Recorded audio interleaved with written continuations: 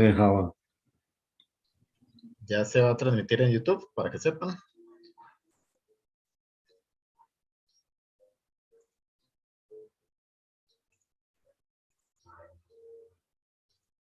Pero...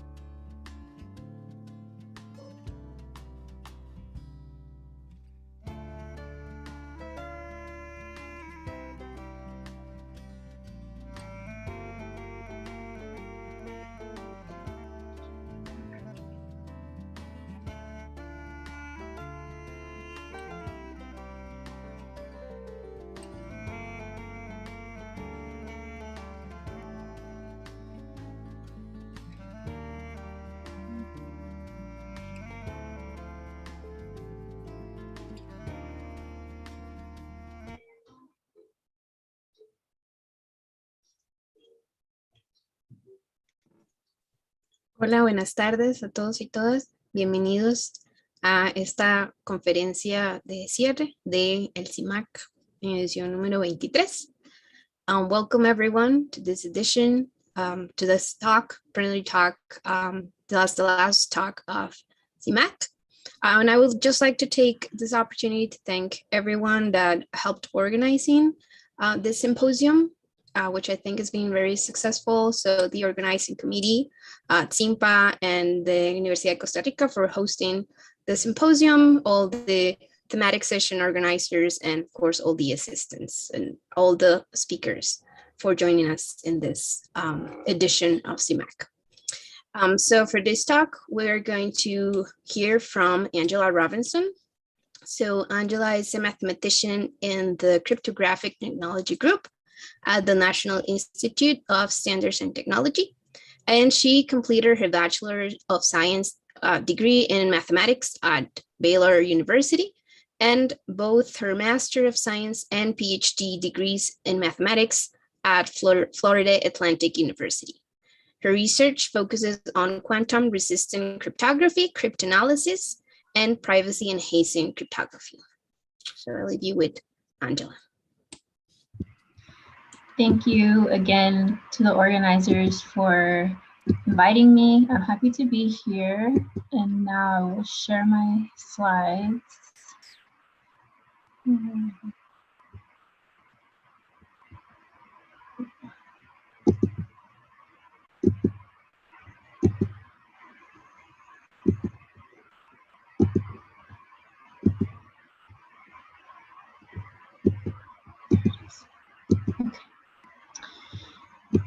All right, so this is, this can be informal, so feel free to ask questions as we go. I'm not sure about the audience, how much everyone knows about codes or cryptography, so feel free to interrupt. So yeah, I'll discuss code-based cryptography, a little history with the past, present, and future. Okay, so noisy channels, we're familiar with this when messages are sent over various channels, for example, over the radio, telephone. Environmental noise can distort or alter the message before it is received. And the solution to this was the invention of error correcting codes. There are error detecting and error correcting codes that are designed to locate the noise when it has occurred and remove it from messages received over noisy channels. So if a message U is sent across a noisy channel, the recipient would receive U plus E where E is some error. So how do these error correcting codes work? They sort of add extra bits to the message before it's transmitted, and that will enable the removal or detection of errors. So a really simple example, suppose the message being sent was this string 1001001. A very naive approach would be to use a repetition code where the sender repeats that message 3 times and sends it 3 times. Then the receiver can just take the majority whenever there are bits that don't agree. So in the first position, there are 2 bits that are 1 and 1 bit that is a 0. So the receiver would say, okay, I'm pretty sure the first bit should be a 1, etc. So this is just a basic example of an error correcting code. But of course, in the practical sense, we wouldn't hope to have to resend the same message 3 times because actual messages can be kilobytes in size. So in general, before the message, perhaps the message is you, the sender needs to encode it according to the description of the code to get the code word, and then the code word, when it's sent across a noisy channel, can be decoded by the recipient. So we'll be working with binary linear codes for the rest of this talk. The crypto systems that I mentioned are all binary, so they're working over the finite field of 2 elements. And the codes happen to be linear. So when we talk about a binary linear code, for the purposes of this talk, we're only going to use 2 parameters, n and k, where k is the shorter length, the length of the information word being sent, and n is the total length after the padding or the redundancy has been added. So the code essentially maps information words or vectors to code words. The code is said to be linear if and only if the image of the code forms a k-dimensional subspace of gf2 to the n. So if you have the relationship among the vectors so that they satisfy being a vector space, then the code is linear. And that really helps when it comes to basic operations and decoding.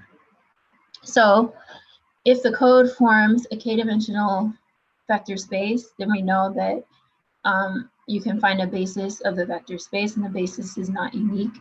But say you select this basis, G0 to GK-1, then that's a set of k vectors, and you can use that basis to form a generator matrix of the code by simply listing, you could think of listing each vector as a row, and now you have a k by n generator matrix.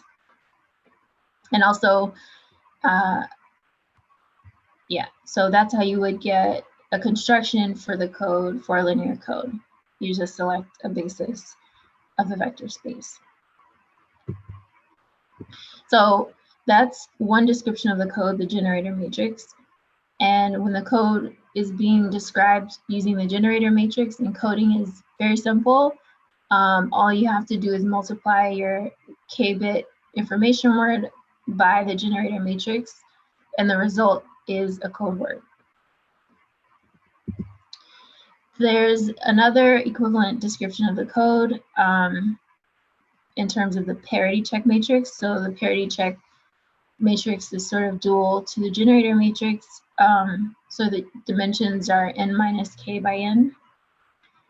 And because of this relationship, code words satisfy the fact that the parity check matrix times some vector transpose is 0. So if the product, the matrix vector product is 0, then you know the vector is a code word. In general, a product of a generic n-bit vector by the parity check matrix is called a syndrome. So we can use 2 different ways to describe the code, and there are crypto systems that focus on the generator matrix description, and some focus on the parity check matrix description. But just as a short example here, if you have a code described by this parity check matrix H, it's 3 by 6. Notice that the first square block in H is the identity matrix. That will come up later, and it's very common to represent your codes this way. It's said to be in systematic form if the first square block is the identity matrix. So anyways, if you have a code described by H and 2 vectors, you can easily check to see if these vectors belong to the code just by simply multiplying on the right, and the result, if it's non-zero, that vector is not in the code. Okay, so the first code-based crypto system was presented in 1978 by Robert McAleese, and the cool thing is that McAleese sort of took error correcting codes instead of allowing happenstance errors from noisy channels to intentionally add errors to a message in order to create this trapdoor to create a crypto system. So his idea is to hide a message by converting it to a code word and then add as many errors as the code is capable of correcting. So here the code is parameterized by 3 variables, n, k, and d, where d has to deal with the capacity of error correction by the code. So let's say be a linear code that can correct up to t errors. G prime is a generator matrix for C. S is a square invertible matrix, and P is a square permutation matrix. So the crypto system by McAleese essentially says, take the generator matrix and sort of scramble it. So you multiply it on the left by K matrix, on the right by P matrix, and now the public key will be another generator matrix for the same code, but it'll be more difficult to decode than if you had the private keys, which are S, G prime, and P. So to encrypt, like we saw before, you just multiply by your generator matrix. So if someone has their public key published and you want to send a message to them, you encrypt your message under their public key by multiplying by the key and then adding some error vector whose weight is at most t. And by weight, I'm using the Hamming weight. So the number of non-zero bits is at most t. Then that's encryption. Encryption is nice and easy. To decrypt, you need the private keys S, G prime, and P. First, you multiply on the right by P inverse, and now your MG plus E is MSG prime plus E prime, but because P was a permutation matrix, the weight of E and the weight of E prime are the same. So you know with confidence that you can decode and remove this E prime. So you pass that through the fast decoding algorithm. In the case of McAleese's original crypto system, he used the GAPA codes, and the result is MSG prime, and then use linear algebra to recover the message M. And those linear algebra steps are just multiplying by G prime inverse and then by S inverse to recover M. So like I said, McAleese used GAPA codes. They have efficient decoding. The scrambled public key is indistinguishable from random codes, but the public key is on the order of a few megabits, which is considered quite large. So the public key encryption we typically use today are RSA or elliptic curve Diffie-Hellman. And in our modern cryptography that's used today, that's standardized, these keys are about 1,000 to 4,000 bits for RSA and even smaller for elliptic curve Diffie-Hellman. So when you compare that to 2 to the 19 bits, it's just not feasible or desirable to switch to such a system. And the reason is, like, the public key has to be sent somewhere, and everyone is going to be using this. So it's not ideal to have such a large public key. So why are these crypto systems considered secure? Well, the decoding problems have been shown to be difficult over time. Originally, in the same year, in 1978, Macaulay and others showed that the following two problems are NP-complete for general linear codes, and the two problems are syndrome decoding and code word finding. So syndrome decoding is essentially, we already said that a syndrome is just the product of the parity check matrix by some other vector. So the idea is, if you're given the parity check matrix and you're given the syndrome, can you recover the vector whose product with H is S? And similarly, code word finding, right? The syndrome is 0 if it's a code word. So given a parity check matrix in a target weight, can you find a code word of that target weight in the code described by H? So these problems, if you're just working with the general linear code, were shown to be NP-complete, but NP-completeness does not indicate cryptographic security for concrete instances. So it turns out that there's a trapdoor, so that encryption is easy, but decryption is difficult without the private key.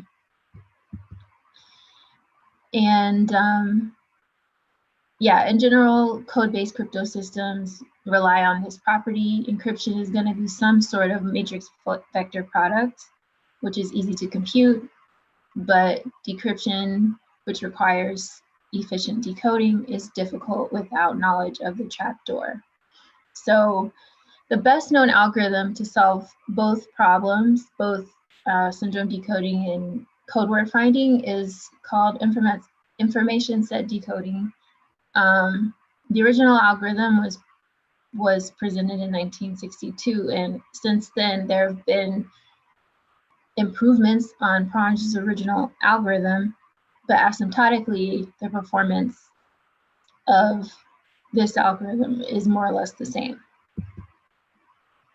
But I'll show an example of how to use information set decoding to recover a private message. So here's a message recovery attack. So the name information set decoding is basically using an information set to recover the underlying secret message. So the idea is to find a large set of error-free coordinates in a noisy code word, such that the corresponding columns of the generator matrix form an invertible submatrix. So if you have your noisy code word here, MG plus E, you want to try to guess positions in C such that there was no error added there, so that those positions in the error vector were 0. And you also hope that not only those positions are error-free, but also that the corresponding columns of G form an invertible submatrix. And if you can achieve both properties, then this is how you would recover a message. So the noisy code word C, the ciphertext, restricted to the information set. So this notation means if you say the information set is positions 2, 3, 7, 9, then C restricted to I is just the bit of C at 2, 3, 7, and 9. It would just be of length 4 in that case. So C restricted to the information set works out to be mg restricted to that set plus the error vector restricted to that set. And if there were no errors at those positions, then E restricted to that set is just 0. So you're left with M times G restricted to the set, and you can recover M by multiplying by G restricted to that set inverse, and that would be it. So that would be a message recovery attack. There are also information set decoding techniques to recover the secret key. So that would be a key recovery attack. And the thing to just remember is that the key is a matrix. In this case, the key is 3 matrices, S, G prime, and P. And in other cases, you may just have 1 matrix. Okay, so that's the past. Basically, Macaulay took error correcting codes and found a way to construct a crypto system based on that, which is very cool. But the actual Macaulay's crypto system had keys that were too large. So the question remained, how can we reduce the Macaulay's key size? Because it's just not practical for applications. So the idea was, okay, instead of using a GAPA code, we can use other codes, Reed-Solomon codes, Reed-Muller codes, algebraic geometry codes. And here an example of some of the schemes based on other codes that were proposed and subsequently broken. But there was still a hope to take the Macaulay style crypto system and use a more efficient code. So a more modern approach, I would say within the past 10-ish years, has been to try to introduce sparsity. So if the key is a very large matrix, but it's very sparse, then perhaps you don't have to store the entire matrix. Perhaps you can just store vectors that represent the positions of where the bits are in the binary matrix. So sparse codes, 2 examples are low density parity check codes and moderate density parity check codes. So essentially, these are codes, and remember, a code has several representations, but in this code, there is a representation, there is a parity check matrix that's very sparse in the case of low density. So you have rows of Hamming weight constant, like constant Hamming weight in the rows. And then moderate density parity check codes have Hamming weight on the order of square root of n, where n is the larger space, g of 2 to the n. So that's one approach. And then an additional approach is to add some structure to the key so that one doesn't have to store the entire matrix or matrices. Perhaps you can store like a smaller seed and use it to reconstruct the full key whenever necessary. So one structure that allows you to do that are quasi-cyclic matrices. So we'll look at quasi-cyclic matrices, and then we'll look at quasi-cyclic LDPC codes and quasi-cyclic MDPC codes that are current in our present day. Okay, so a quasi-cyclic matrix is a matrix that's constructed out of circulant blocks. So a circulant block is simply a square block where each row is a permutation of the previous row. Okay, so, and this is very convenient because instead of thinking of the matrices themselves, you can think of representing them by, say, the first row. You can represent them as polynomials. And in that case, your operations, instead of thinking of matrix operations, you can just do operations, polynomial operations, right? Because the ring of V by V circulant matrices is isomorphic to the polynomial ring that corresponds to the polynomial used in the circular matrix frame. I'm sorry, where the dimension of the matrices matches the degree of the polynomial used to construct the polynomial ring. So there's an example of a crypto system that uses a code that's called QCLDPC. So the code is quasi-cyclic, meaning, right, all of the matrices have circulant blocks in them, and low density parity check. So in the case of LeaderCrypt, the private key was constructed of 2 blocks, and both blocks are circulant blocks. The public key is just the private key in systematic form. So to convert it to systematic form, you multiply both blocks by L1 inverse, and that gives the first block of the public key is the identity, and then all you need to store is the second block, which is L1 inverse times L0. So the public key is M, and the private key is L. And if you can use the public key to recover any row of L, you can break the scheme, right? Because once you have a row of L, you can generate the rest. So LeaderCrypt not only is QCLDPC, it also had a decomposition of the private key. So the private key L was the product of 2 even sparser matrices H and Q. And so now we'll see how information set decoding was used to break LeaderCrypt.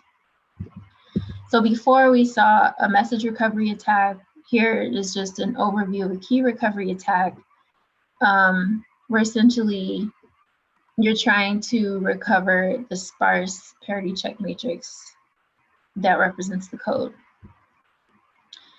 So the dual code is the set of all code words that are orthogonal. I'm sorry, the set of all vectors that are orthogonal to the code words. And in the case of LeaderCrypt, the dual code contain low weight code words that happen to coincide with rows of the key. So the idea is if you can find low weight code words, then you can reconstruct the key. So the objective to breaking LeaderCrypt was to find low weight code words of the dual code, and this technique only works if the private key is very sparse, and in the case of LeaderCrypt, it is. So Prange's original information set decoding algorithm from 1962 required the information set to have no errors, but more advanced techniques that have come out since then, here's a list of a few. They can tolerate up to about 6 non-zero bits within the information set. So that helps in the attack. And the idea is that, okay, you're thinking of these low weight code words, say they have weight omega or W, let's say W. These weight W vectors of length n are typically modeled as independent random variables. When you're studying the probability of certain code words, you would just assume that each position in the n-bit vector is independent. However, it turned out that in the case of LeaderCrypt, there's a bias in the distribution of the non-zero bits, and it had to do with the fact that the secret key decomposed into a product of 2 other matrices. So essentially, we used information set decoding and chose the bits to guess in a very strategic way. Yeah. So I'll just show an example. So the structure of the private key, right, was L, two circulant blocks that formed the matrix L, and that decomposed into 2 blocks of H and 4 blocks of Q. So the simplest information set an attacker could choose is, say, the last half of the bits, or the last half of the positions of each block are where the non-zero bits lie, and then run through the guess to determine if it works. So if you take the last half of each block, then that corresponds to polynomials of degree at most p over 4, because the length of the full length is p. So you guess that the non-zero bits lie in the shaded region, and that's just the first approach in this information set decoding attack. And we found that keys of this form represented 1 and 4 to the M0 and M1 were about 6 and 7 of the key space. So then it turns out that there are many choices of the private key that will produce the same public key. Because of this permutation, each permutation could result in the same key if you just start with a different row. So adding in the fact that there are equivalent keys, and then there are also equivalent choices of H and Q, because perhaps if the degree of H is a little bit less than P over 4, and the degree of H is a little bit less than P over 4, but the degree of Q is a little bit more than P over 4, you can still get this product. You could still get the same representation. So that added to the attack. And then there were ultra weak keys. So instead of taking the last half of the block, perhaps you start somewhere in the middle. So I won't go through that. I'll just say what the results were. So like I said, LeaderCrypt was an actual crypto system, present day crypto system. I circled a parameter set of the crypto system, and at this level, which is NIST category 5, so the security level is expected to be 256 bits. We found that 1 and 2 to the 72.8 keys were broken in one iteration. So I'll move on to, okay, so this was a paper or project I worked on with 3 colleagues. And I'll say the moral of the story is that a QC-LDPC code might work if there isn't additional structure in the key. So if there isn't an additional product structure, or if that full Q matrix was just the identity. So LeaderCrypt without the additional product structure is quite close to another code-based scheme called Bike. That is QC MDPC, so a little bit more dense than LDPC. So before we get into Bike, I'll mention another attack besides information set decoding that code-based crypto systems could be vulnerable to, and that is decoding failure rate attacks. So certain decoders have a non-zero decoding failure probability. When you have codes that have a very deterministic or bounded decoding radius, then you know exactly up to what threshold these codes can correct errors. But other decoders do not come with this guarantee. they're probabilistic decoders, and so there's an expected non-zero probability of decoding. And one example of this is iterative bit flipping decoders. So there was a paper that came out in 2012, a key recovery attack on MDPC codes using decoding errors. So essentially, this paper showed that there's a way that an attacker can just have knowledge of the fact that decoding fails, and after a certain number of rounds and knowledge of the corresponding error vector used, the attacker can recover the secret key. So in this scenario, Bob announces his public key, and Alice encrypts messages using his public key. So when Alice encrypts, she has her message, and she also has an error vector added to the code word, right? So Alice can keep track of her messages and her error vectors, and also keep track of when Bob suffers a decoding error. So if Bob is unable to decrypt her message, he had some decoding error, and he would tell Alice there was an error so she can retransmit. But after sending a number of messages, once Alice is able to look at the error vectors that cause decoding failure, these authors, Wall, Johansson, and Stankowski, showed that Alice could actually recover the secret key.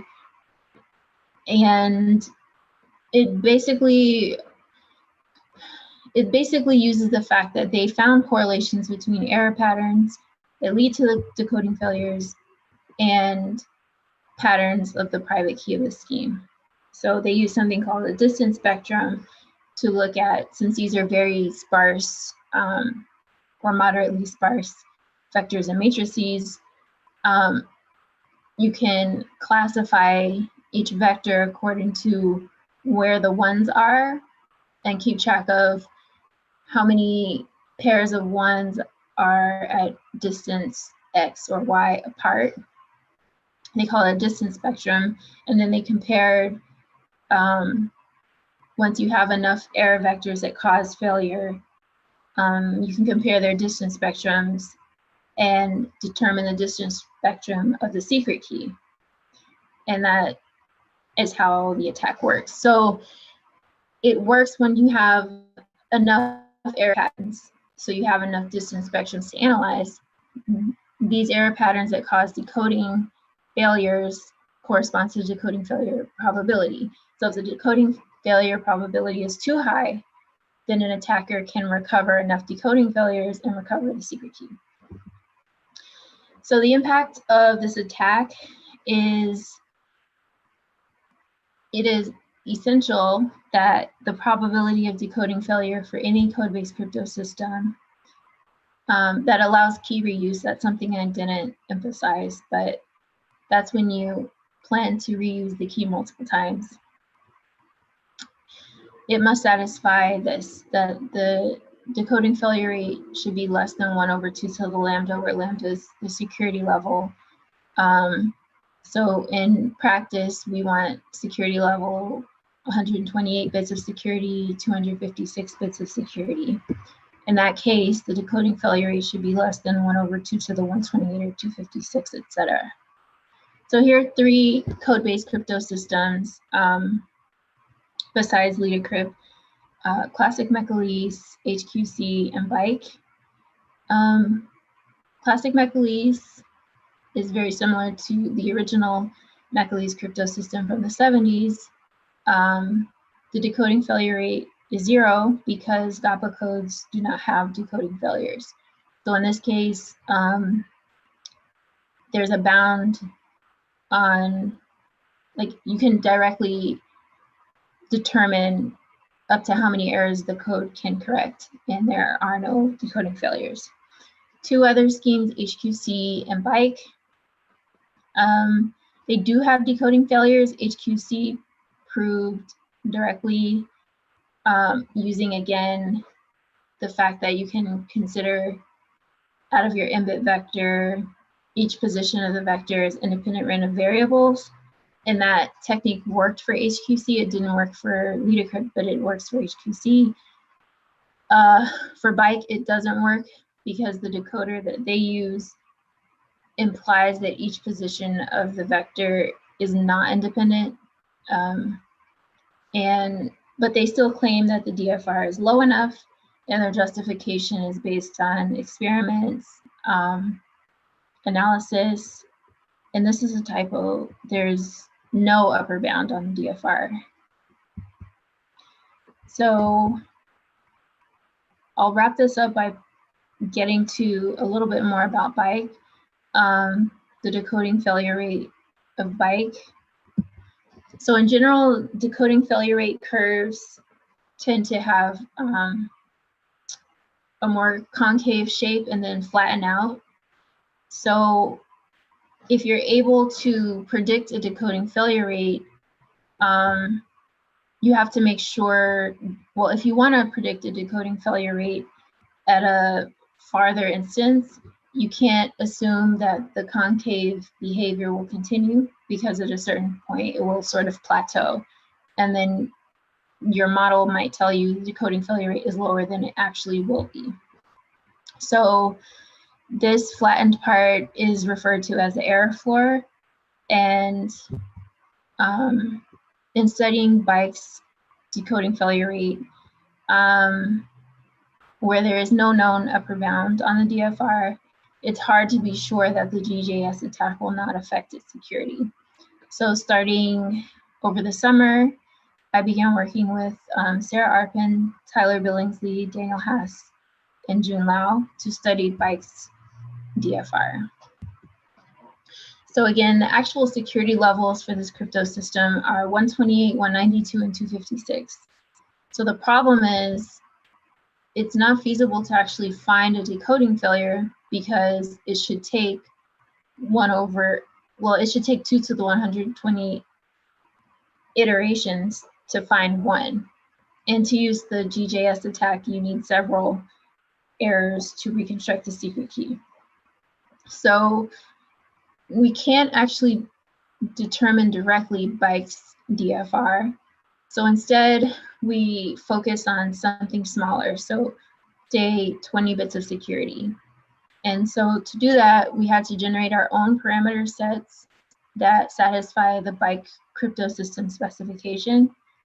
And when you're working at a lower security level, we were able to run experiments to determine the behavior of the average DFR over random keys.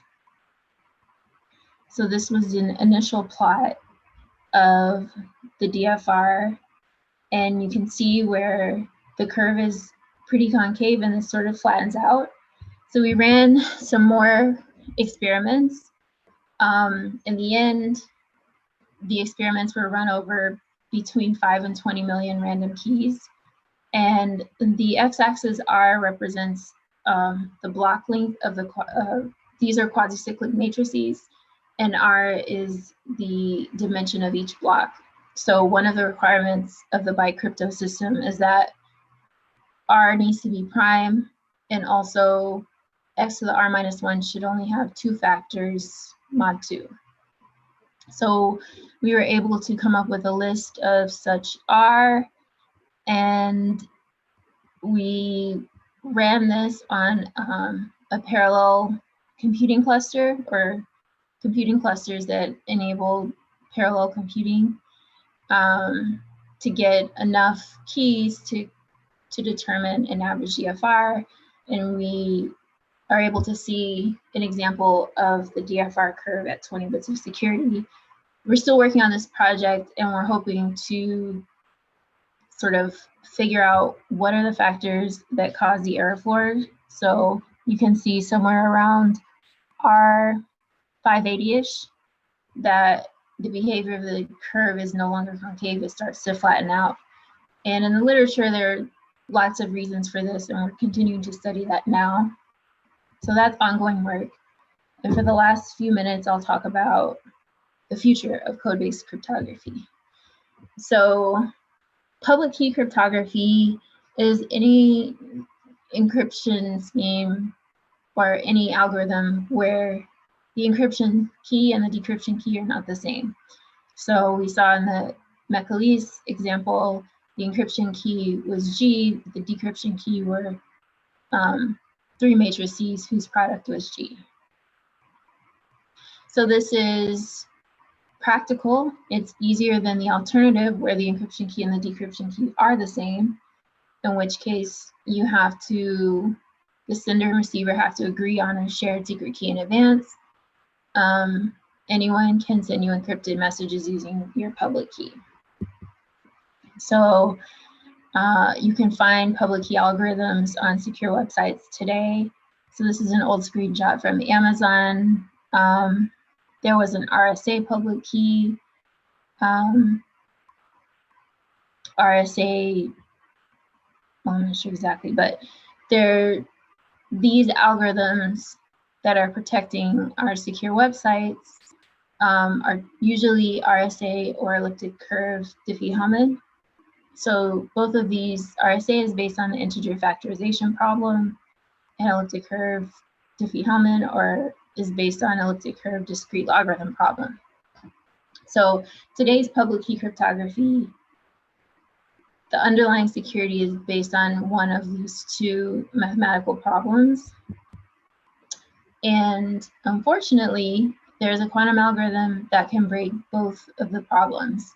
So in 1994, Peter Shor presented a polynomial time quantum algorithm that breaks integer factorization problem and the discrete logarithm problem. So we've known about this attack for a while, but because quantum hardware has sort of progressed a bit more over the past decade, NIST at least decided among, okay, I don't want to take ownership. It's not that NIST only decided, but in general, there was a consensus that it's time to upgrade public key cryptography to resist quantum threats. So essentially find public key algorithms that are not based on the integer factorization or discrete logarithm problem. So NIST initiated a post-quantum cryptography standardization effort, right? Because algorithms that are considered quantum resistant, we call them post-quantum. So NIST made a call for proposals for public key algorithms that were believed to be quantum resistant. The initial call for proposal was met by over 80 submissions from across the world. Today, only 15 submissions are still under consideration. So there were two categories, chems and digital signatures. Chems you could think of more or less like encryption. And in round 2 of the standardization effort, there were 5 code-based chems by Classic Métodos, HQC, LitaCrypt, and NTS chem. So LitaCrypt was broken and did not move on to round 3. Classic Métodos and NTS chem merged, and so now, as of today, there are 3 code-based chems remaining. And code-based schemes are not the only family of algorithms believed to be quantum resistant. There are also algorithms based on lattice theory, multivariate theory, isogenies between elliptic curves. So there are a few families of mathematical problems that these crypto systems are built on, but this is an ongoing effort today that will affect the future, and so it's possible that in the future our standards, our secure websites might be protected using code-based crypto systems. So I hope that made some sense. So thank you. And here's some references.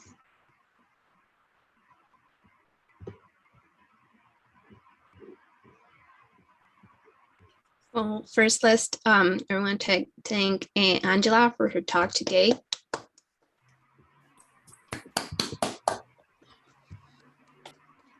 Thank you very much, Angela, for sharing your knowledge with us. I would like to know if there are any questions or comments.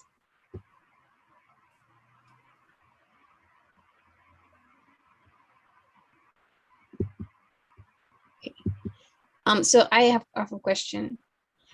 So you mentioned that you've been running these experiments for bike. And you are looking at a lambda of 20, right? Lambda equals 20, is that right? So what are the hopes for like going with a higher lambda, and it's like 128 the idea, or you think like even with a lower lambda you can get some good results? So the hope is, if we had to rely on like a brute force, just run exhaustive search, that 2 to the 20 could be done. So that's why we went with 20 bits of security, that we could do that without needing like a supercomputer. And the hope was to figure out the behavior of the decoding failure, or sort of characterize the decoding failures, if you will. So there are two factors. It could be because of the key, like in the case of LeaderCrypt, it was the key that was the problem. There were too many weak keys. In Bike, we're wondering if it's the error vectors that would cause decoding failures. So now we're focusing on the error vectors and looking at where did these error vectors come from. So because we were able to run all of those instances, we have a record of many, many, many error vectors that led to decoding failures. And so now we're looking at what are the characteristics of those error vectors. So in the literature, near code words are commonly known to cause decoding failures. And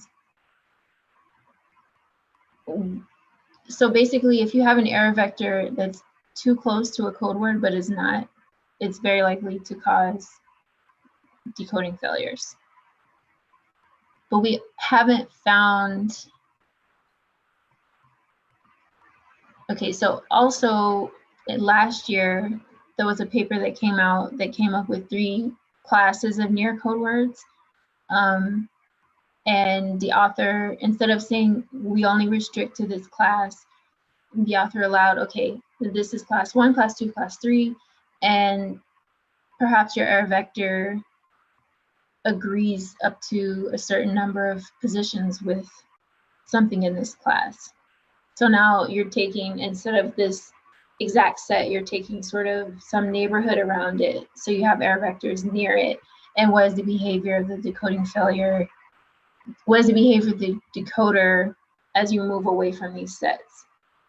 So we looked at that, and from our results so far, it seems that those 3 classes and the corresponding neighborhoods around them are not, or they're only responsible for about 30% of the decoding failures. So where are the other 70% coming from? That's where we're at right now. Okay. Thank you. Are there any other questions or comments?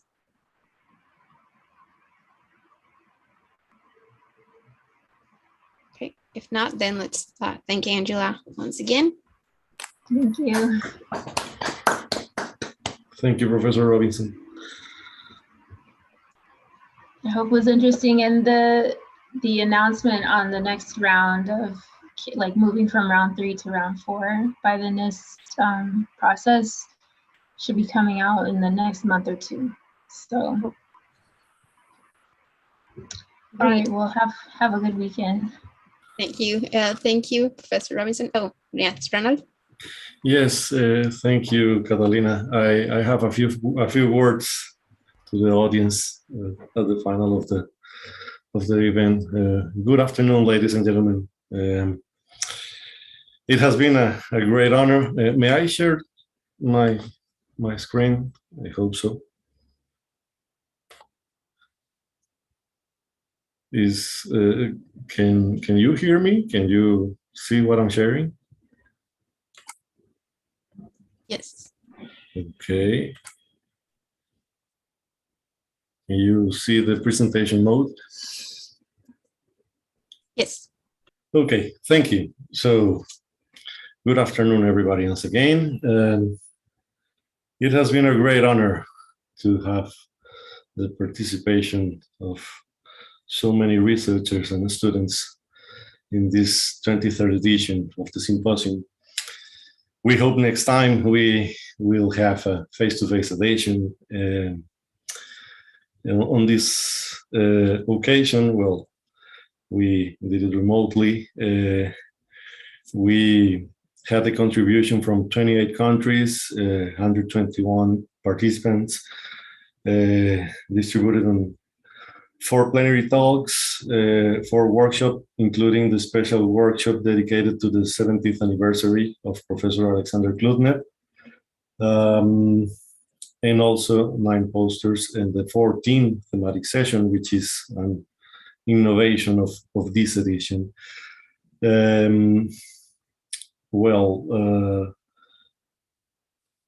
Here is the team behind the scenes. Well, you already know me. My partners, Dr. Adriana Sanchez, Dr. Javier Trejos, Dr. Esteban Segura. I am deeply grateful with them. The experience from Javier is amazing. The energy from Adriana and Esteban is awesome. Adriana is so dynamic, and not just because she does dynamical systems. She is fantastic, and also my partners Javier and Esteban. The scientific committee, you already know Catalina as well. The number theory thematic session was really nice. I really enjoyed it. It was fantastic. Dr. Álvaro Guevara, he was in charge of the risk, the thematic session. Gabriel Nornberg, Marcela Alfaro, Waldemar Rodriguez, Juan Gabriel Calvo, Jorge Alfaro, Samir Adli. They were part of our scientific committee. We were working on the organization of the thematic sessions. Here is actually the strongest part of the team, our support team. Maria Luisa González, our administrative chief officer, Felipe Escalante, Jessica Perez, Juliana, and well, all the kids I just saw their names. All the other ones I know the names, but I don't know person by person. Here I am, from the very bottom of my heart, really grateful to the whole team that make possible this 23rd edition of CIMAC. A couple of announcements. Our editorial board, well, the editorial board of our journal, invites you to submit your articles with Revista Matemática, Teoría y Aplicaciones, which is our journal. And as I've already told you, the certificates of participation will be delivered by email. Please, to improve ourselves for next editions, you may send any kind of observation you have to the email address of the event, CIMAC with @ucr.ac.cr,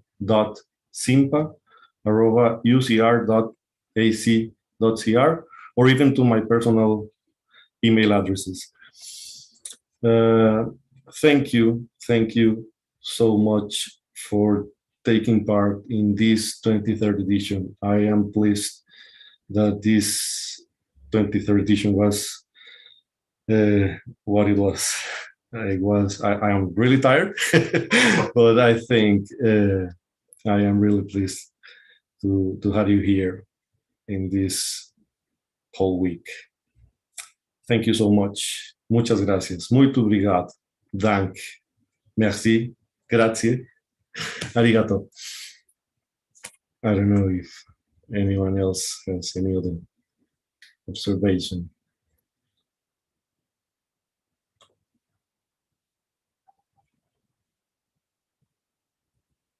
Good afternoon, everybody. Good afternoon, and thank you.